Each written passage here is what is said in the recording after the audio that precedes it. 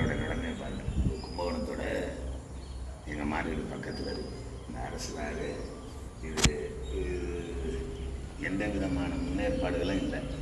திருப்பி தண்ணி வரும்போது இதெல்லாம் சுத்தம் பண்ணாதான் அந்த தண்ணி இதில் வரும். ஆனால் பாருங்கள், காடு மாதிரி கிடக்கு, உள்ளே போக முடியல, எங்களாலே வர முடியல.